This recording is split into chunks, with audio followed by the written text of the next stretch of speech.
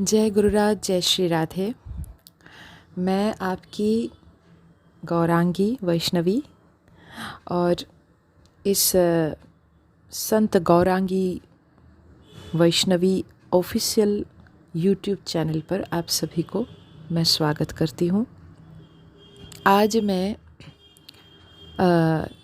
ग्रंथ पढ़ रही थी तो गुरु कृपा से ये भाव हुई कि इस ग्रंथ को पढ़ते पढ़ते मुझे ऐसे लगा कि मैं जो पढ़ रही हूँ वो अगर मैं आप सभी के साथ साझा करूँ, शेयर करूँ, तो आप सभी को बहुत कुछ जानने को मिलेगा। प्रत्येक दिन की भागा दौड़ी में मुझे पता है कि आप लोग, शायद बहुत लोग ऐसे हैं जिनको अच्छे ग्रंथों को पाठ करने का समय नहीं मिलता। तो इसलिए आप कहीं पर भी अभी हो, गाड़ी में हो, रास्ते पर हो, ऑफिस में हो, कहीं पर आप अभी हो, आप मेरी आवाज़ को सुन सकते हो। तो इसीलिए मैंने सोचा कि मैं जो कुछ भी पढ़ रही हूँ यहाँ, मैं आपके साथ शेयर करूँ। मैं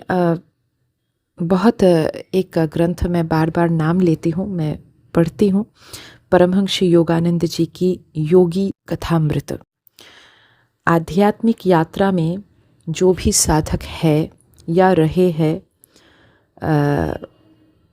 मुझे नहीं लगता है कि ऐसे कोई साधक है जो परमहंस योगानंद जी को नहीं जानता है अथवा उनके विचारों को, उनके प्रवचन को, उनके वाणी को उन्होंने पाठ नहीं किया। खासकर योगी कथामृत आज भी एक सबसे hot selling international spiritual book है, जिसको बहुत सारे भाषाओं में अनुवाद किया गया है। तो आइए, जिन लोगों को पता नहीं है योगानंद जी के विषय में, मैं थोड़ा शॉर्ट में बता देती हूँ। परमहंस योगानंद जी 20वीं सदी के एक भारतीय आध्यात्मिक गुरु, जोगी, एक महापुरुष थे जिन्होंने विदेशों में, मतलब पश्चिम में, योग को विस्तार किया। योग विद्या, भारतीय सनातन योग विद्या जो है, उनको विस्तार किया विदेशों तक, और इसलिए उनको योग की पायोनियर कहा जाता है। मतलब कि पश्चिम में योग के जनक कहा जाता है। उन्होंने क्रिया योग को पूरे विश्व में प्रचारित किया, जिसकी शिक्षा के लिए 1917 में उन्होंने योगदा सत्संग सोसाइटी ऑफ इंडिया और 1920 में अमेरिका में सेल्फ रियलाइजेशन फेलोशिप की स्थापना की, और आज भी ये बहुत सफल तरीके से चल रहा है। मैं इनसे जुड़ी हुई हूँ। एक समय मैं बहुत ही साउंडली जुड़ी थी मेरी दादी माँ के कारण। मेरी दादी माँ परम पूजनीय परम साधिका श्रीमती भारती बोस जी, वो योगानंद सोसाइटी की एक सदस्य हुआ करती थी। वो जाती थी वहाँ, मेडिटेशन करती थी, क्योंकि श्यामाचरण लहरी मुसाई के परंपरा से मेरी दादी माँ थी, दीक्षित थी। वो क्रिया योग रोज अभ्यास करती थी, तो इसीलिए दादी माँ जाती थी, और मैं बचपन से ही दादी माँ के साथ साथ मैं वहाँ जाती थी। वहाँ की शांति मुझे आकर्षण करती थी। मैं वहाँ दादी माँ के साथ ध्यान की अभ्यास करती थी। वहाँ के लोग, वहाँ के जो महात्मा लोग हैं, वो हमसे बहुत प्यार करते थे। तो परमहंस योगानंद जी की कृपा दृष्टि ऐसे ही शिशु काल से मेरे ऊपर था। तो मैं जब भी थोड़ा बहुत मुझे समय मिलता है, मैं परमहंस जी को पढ़ती हूँ। मुझे सिर्फ ज्ञान नहीं मिलता है, मुझे बहुत सकारात्मक ऊर्जा मिलते हैं। जो आज के जीवन में बहुत ही ज़रूरी है, क्योंकि आपके चारों ओर इतने सारे नकारात्मक लोग होते हैं जिनका ऊर्जा आपकी प्रकाश को चोट पहुंचाता है, आपके चित्त को विकार पहुंचाता है और एक साधक की साधना को बार बार विघ्न में डालता है। तो कोई अगर परमहंस योगानंद जी को ठीक तरह से समझे, हाँ, अकेले में ना पड़ गए, जैसे मुझे दादी माँ से गाइडेंस मिलती थी और आगे चल के गुरुदेव से और विभिन्न संत महात्मा से मिले, तो किसी का गाइडेंस ले करके अगर आप योगी कथामृत पढ़ो, उनकी वाणी पढ़ो, तो आपको ब्रह्मांड के एक द्वार, एक नया जो द्वार है, जो शाश्वत द्वार है ब्रह्मांड के, वो आपके आँखों के सामने, आपकी चेतना के सामने विकसित हो सकता है। ऐसा एक ग्रंथ है ये। तो मैं इसीलिए बहुत जोर देती हूँ इस ग्रंथ के ऊपर। तो आइए, आज का जो टाइटल मैं रखी हूँ, जो सब्जेक्ट आज का है कि मदद करो उस जगह जहाँ मदद का फल प्रकाश बने। देखिए, हम लोग जीवन में, हम लोग जो दिव्य आत्मा है, हम लोग जो अच्छे लोग हैं, जो प्रेम में विश्वास रखते हैं, जो सत्कर्म में विश्वास रखते हैं, जो गुरु में, भगवान में विश्वास रखते हैं, ऐसे जो हम लोग हैं, गिने चुने ही है फिलहाल, लेकिन फिर भी जो भी है, मैं उन लोगों के लिए ही ये फाइल आप तक पहुंचा रही हूँ, ये आवाज़ पहुंचा रही हूँ। तो ऐसे लोगों में क्या होता है, अक्सर ये देखा जाता है कि हम लोग अंदर से बहुत दयाशील होते हैं, करुणा हमारी सहज प्रवृत्ति होती है। किसी का कष्ट, किसी का दुख हम देख नहीं सकते और तुरंत उनको मदद करते हैं, सहायता करते हैं, और ये मानवीय गुण भी है, ये करना भी चाहिए। लेकिन ऋषि मुनियों ने इस पर बहुत रोक टोक लगाए। अब पुराण शास्त्र खोलकर कौन बैठेंगे, कौन किसका समय है कि वेद पढ़ेंगे। तो इसीलिए हमारे पास ऐसे ऐसे महापुरुष को भगवान ने भेजा, जैसे परमहंस योगानंद जी, जो एक मिसाल है, सिर्फ महापुरुष नहीं, जो एक मिसाल है, जिन्होंने अपने आप को कहाँ से कहाँ लेकर गया, ऐसे जगह पर लेकर गया जहाँ वो इच्छा मृत्यु को प्राप्त कर सकता है, वो कुछ भी कर सकता है, वो अपने मृत्यु को भी नियंत्रण कर सकता है। ऐसी एक जगह वो अपने आप को लेकर गया था।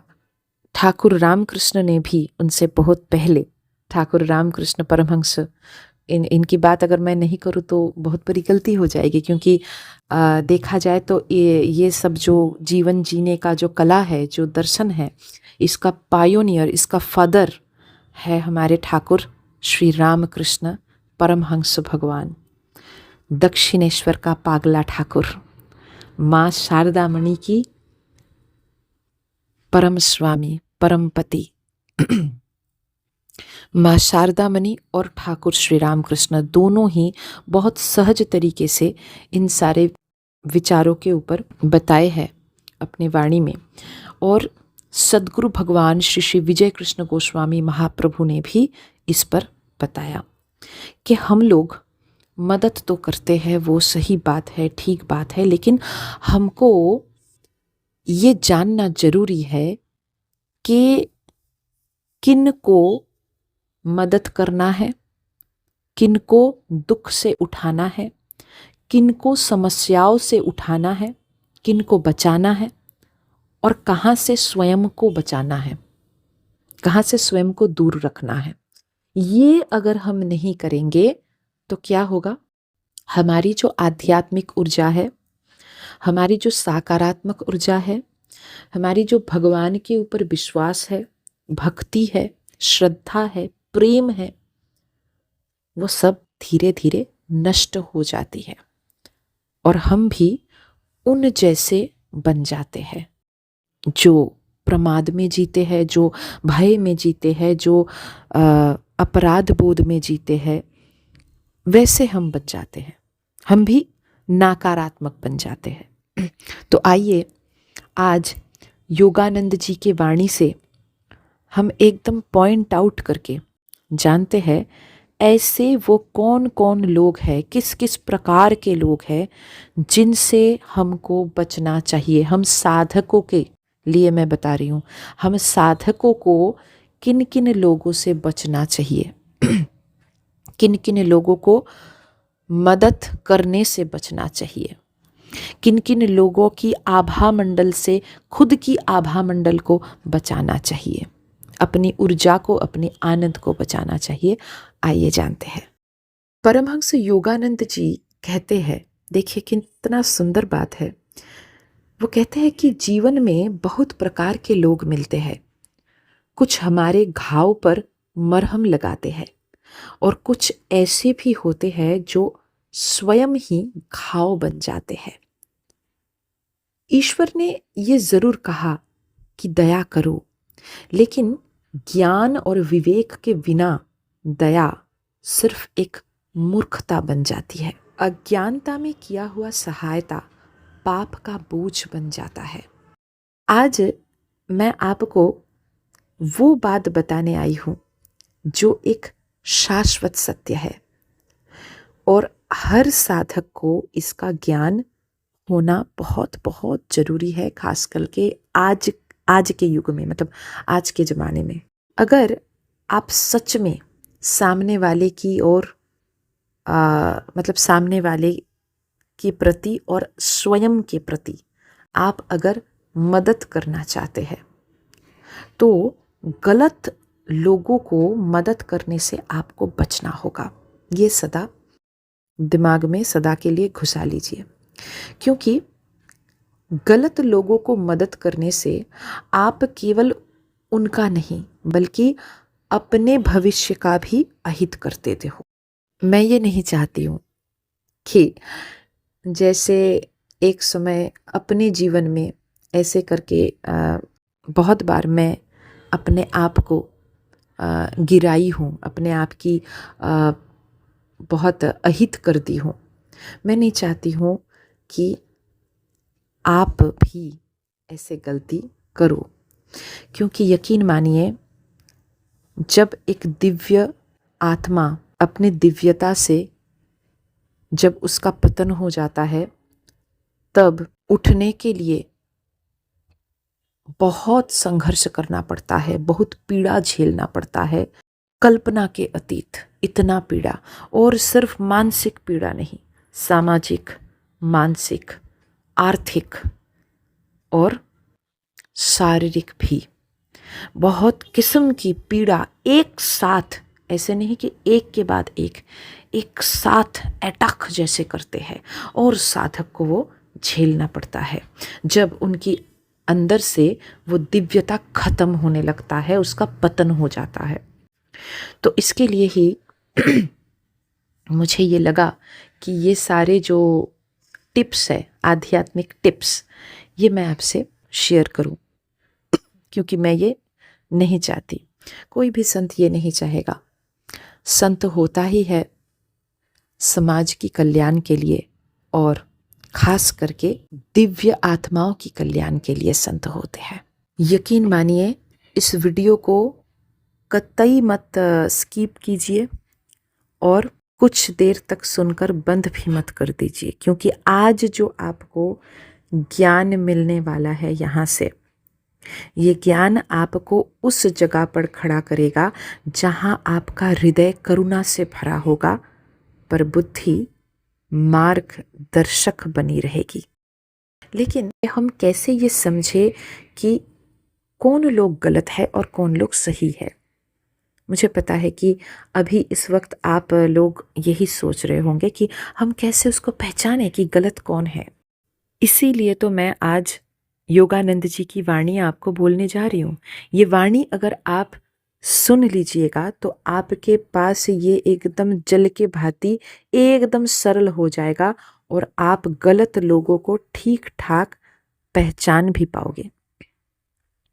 योगानंद जी की ये वाणी आपको उन लोगों से बचाएंगे जो आपकी ऊर्जा और आपके प्रकाश को छीनने के लिए सदा तत्पर रहते हैं, जिसे दूरी बनाकर चलना ही आध्यात्मिक बुद्धि है।